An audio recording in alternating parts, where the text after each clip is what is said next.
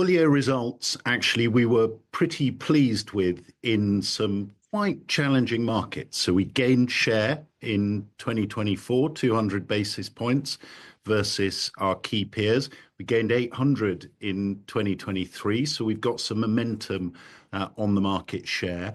We've been very focused on reducing costs. So our G&A savings are over target, 174 million versus 150. Our margins have been resilient in some quite difficult times, and we've had a really strong cash performance. So a solid set of numbers in some quite difficult markets.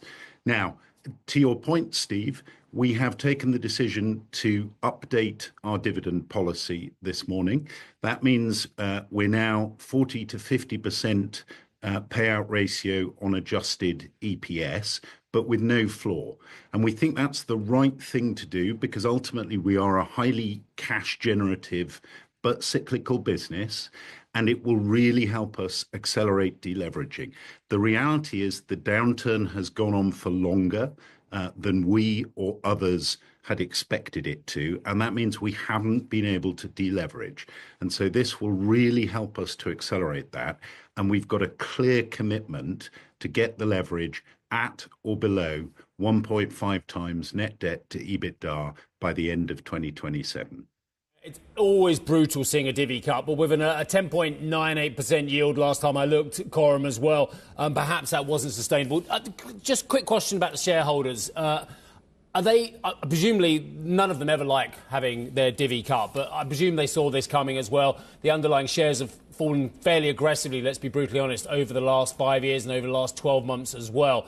Are the shareholders fully on board with the strategy you're presenting them to?